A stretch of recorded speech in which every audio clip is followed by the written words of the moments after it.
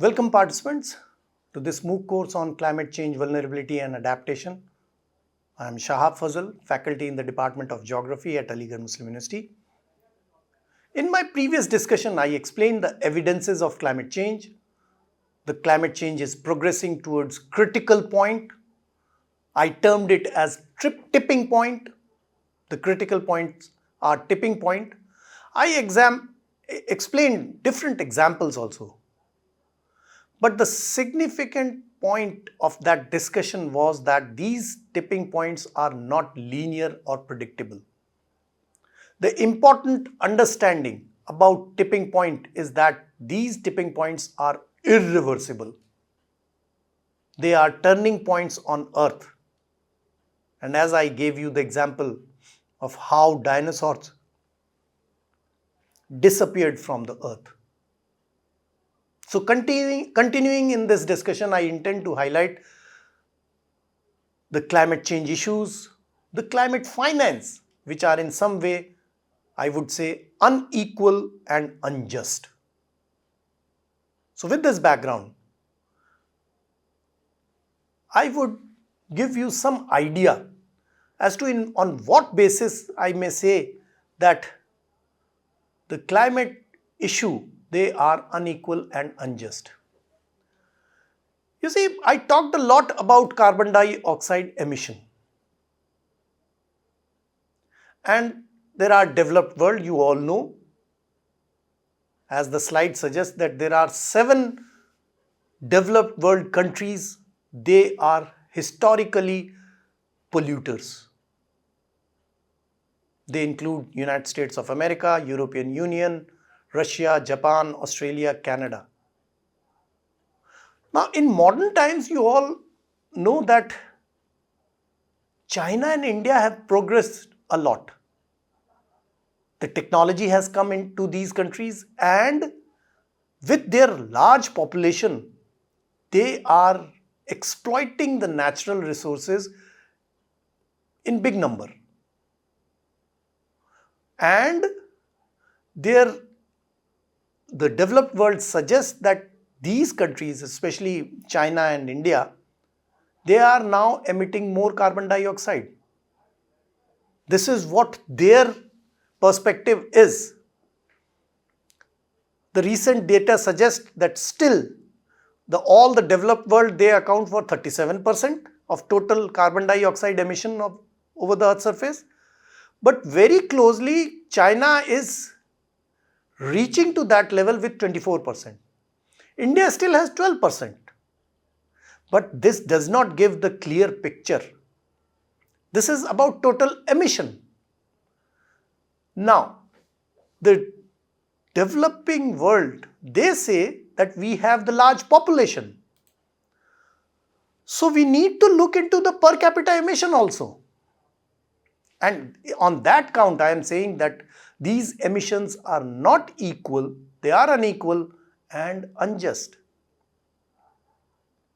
If you look into the per capita emission, still Russia is 12%, Australia is 16%, Canada at 15%, United States at 14%. That's substantial. And if you compare it with India and China, China at 8.2% per capita emission of carbon dioxide, India only 1.7%. You can understand that these statistics are very significant in the context of how the developed world, they are exploiting the natural resources and emitting the carbon dioxide. Per capita emission in 2020, Australia 16.2 tons, USA 16.1 tons per capita emission, Canada 15.3, Russia 11.6, Japan 8.8. So these are very large number, large difference. China 7.3 tons. And can you imagine India only 1.9 tons? Roughly around 2%, 2 tons. And if I can give another example of less developed country, Ethiopia has only 0.15 tons per capita emission. This is what the difference. I am saying again and again that it is unequal and unjust. If I can compare what an average US person emits, that equals 9 individuals in our country in India. And in Ethiopia, it is equivalent to 108 persons. You see the difference. And in that context, I am saying that it is unequal and unjust. Here in this context, we need to be cautious. There should be sustainability of resources, which are very critical. On one side, there are evidences of climate change. On other sides, there are some historical facts also over the Earth's surface. We need to be cautious with our activities and also the emissions. Because in the past several instances, there are when entire civilization have disappeared. Several species have vanished with regard to climate change. Now we have fair idea of the process. Significantly, the act may be local or area specific, but impacts are global. So when I say that Canada and Japan and US, Australia, they are emitting more, 100 times more than an Ethiopian, but the impact can be on Ethiopia also, which have not contributed to this climate change. And more significantly, the brunt of it is being felt more by marginalized, less developed and poor communities, like the poor Ethiopian, who are certainly not the culprit of climate change. Here another term I would put forward, the carbon footprint. The carbon footprint or greenhouse gas footprint is a value or index that make it possible to compare the total amount of greenhouse gases that an activity or a product or a country adds to the atmosphere. As I said that the footprint is not equal or they are unjust. This is also evident from this slide. How different countries, they have large population and comparing with their emissions, there is great disparity. A carbon footprint is simply a way to express that impact. The size of our carbon footprint depends on multiple factors. The primary one is the amount of greenhouse gas emissions released into the atmosphere by any of the activity of ours or the human being over the Earth's surface. The people, the products, or even the industries, each one of them, they have their own carbon footprints. Your personal footprint includes emissions from a variety of sources. I gave you the example of daily commute, the food we eat, the clothes we wear and buy, everything you throw away. The larger your footprint, the heavier the strain on the environment. And that is related with your economic well-off status. And to halt the climate breakdown and avoid its worst impact, we need to do two things. Shift to a low carbon economy and protect our best natural allies in the fight against climate change. Which are the best natural allies? They are forest, grasslands, mangroves, tidal marshes, which stash away large quantity of carbon. They are called as carbon sinks. Drastically cutting greenhouse gases emission will require everyone from individual to industries to countries to vastly reduce their carbon footprints, which is presently neither equal nor just. Now in this slide, I will try to give you an idea as to how we can calculate our carbon footprint. So if the average person anywhere in the world, they emit some,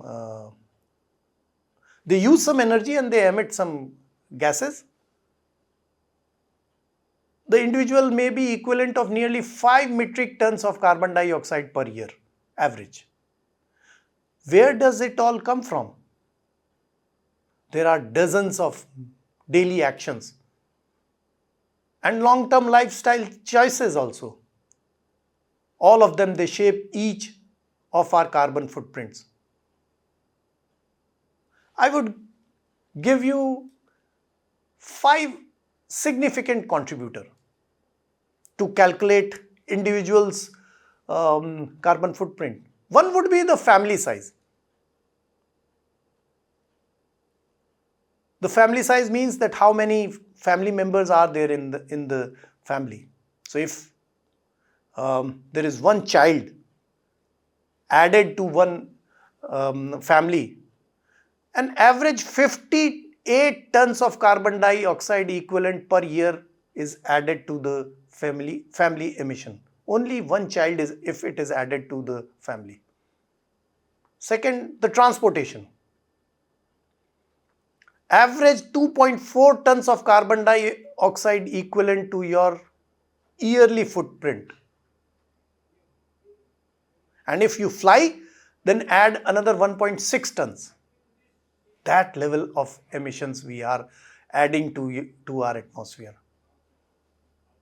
Now with the prosperity, heating and air conditioning, they account for about 1.5 tons of carbon dioxide equivalent to our annual footprint. So this is significant. A typical coal power plant produces about 870 grams of carbon dioxide per kilowatt of power.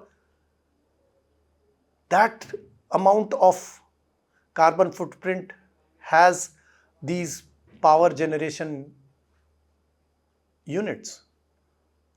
So we need to have some alternative natural gas produces, etc., solar energy, etc. For example, another, if we are eating animal meat in our food, it adds about 0.8 tons to our annual carbon footprint. This has less to do with emissions produced directly by the animals themselves and more to do with the energy required to grow and harvest the crops that feed the livestock. But not all meats are equal. The water land than the beef requires a lot more feed, water, land than chicken, and therefore accounts for an additional 400 kilograms of carbon dioxide emission. Can you imagine? Merely washing and drying our clothes adds 0.46 tons of carbon dioxide over the all throughout the year. So this is what we require. This is what we are having our imprints over the nature. The environmental impact of a person or population and humans in general over the Earth's surface have surpassed the Earth's capacity to support us.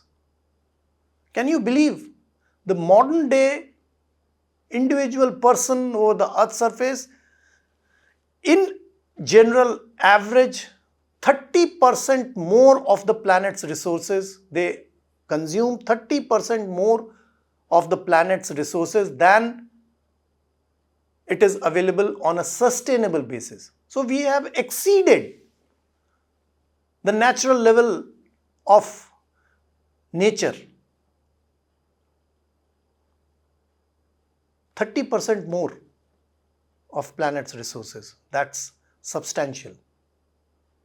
And in that context, I would say that climate equity or inequality are closely related. Climate change disproportionately affects marginalized communities and poor nations. Here the inequality refers to differences in income or wealth and climate change risks increasing existing economic inequalities and causing people to fall into even severe poverty level. The climate change impacts in future will increase further, leading to further inequality.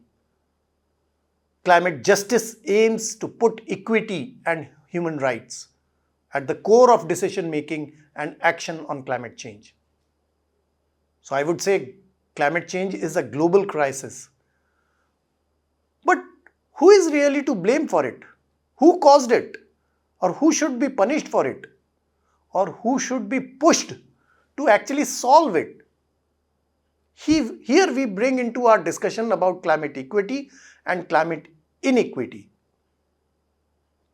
These words used around so very often by politicians, head of states, academicians, researchers, scientists, diplomats, environmental activists, I would say everyone. But essentially, climate equity means fair distribution of benefits. Not only benefits, also burdens of climate change. Here there is a strong India and Global South focus. You need to understand the Global North and Global South are broadly speaking terms used to describe economic and political division between countries of the world.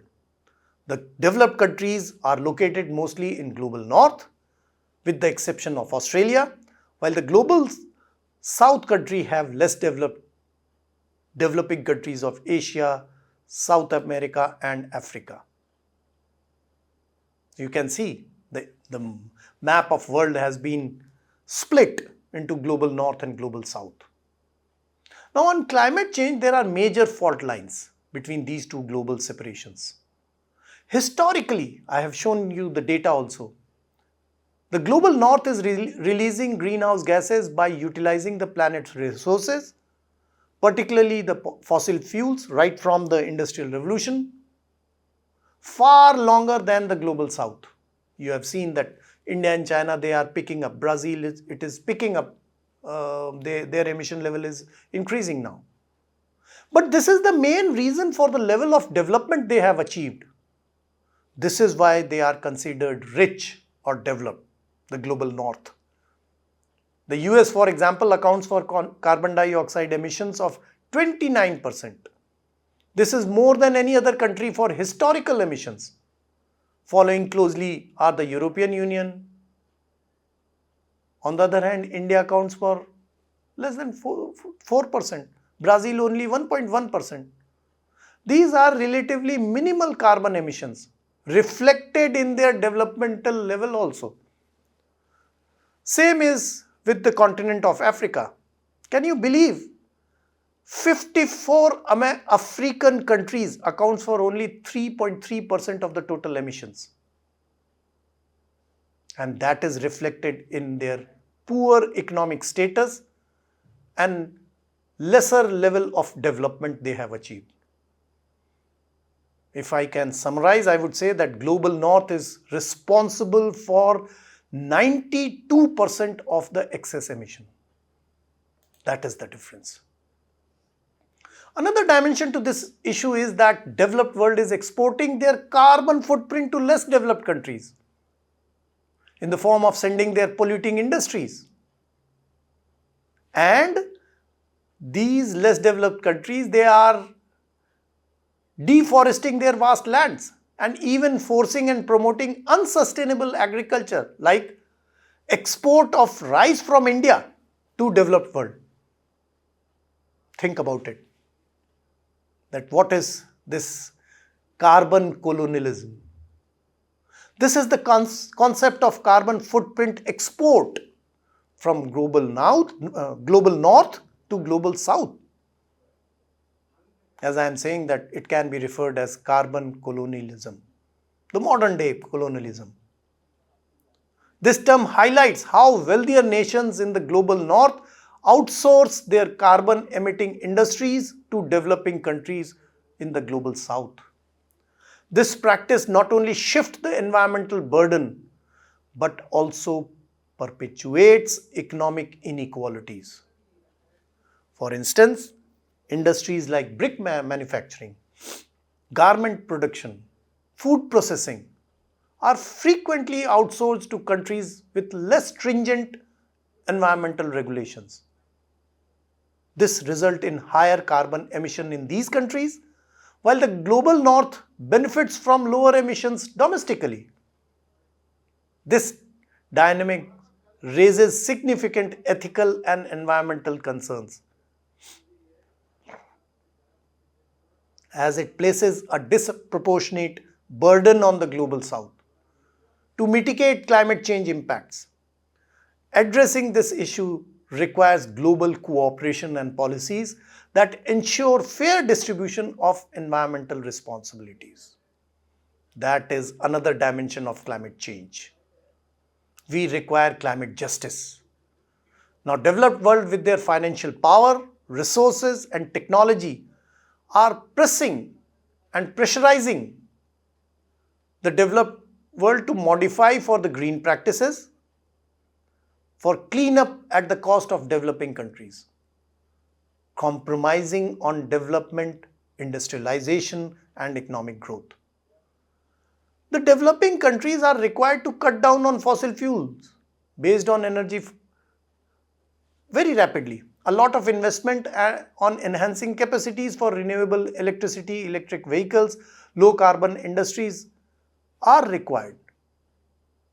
But there is a nuance that coal-based energy can be produced at greater scales at much lower prices.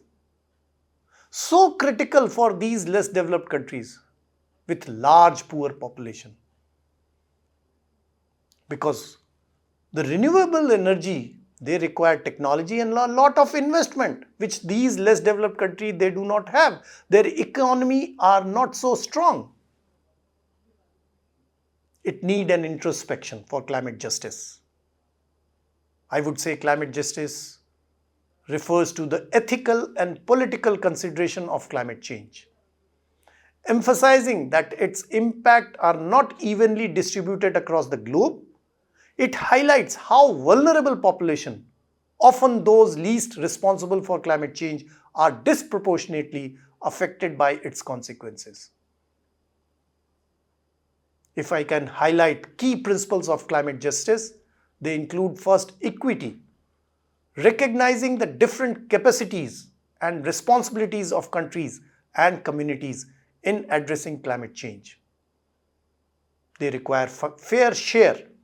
High emitting countries and industry should take on a greater share of the effort in reducing greenhouse gas emissions. It requires inclusive decision making also, involving all stakeholders, including marginalized communities in the decision making about the climate action. And reparative justice, providing compensation or support to communities that have suffered due to climate change or climate policies also.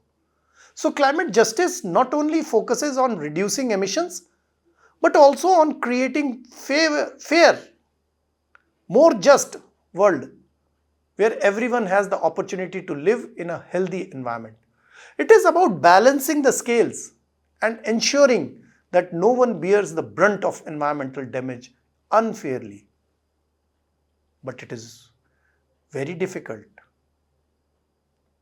The kind of gap between the developed and the less developed is enormous. Think about it. I stop here with giving you the task of examining India's stand on climate change. Share your thoughts. Happy learning.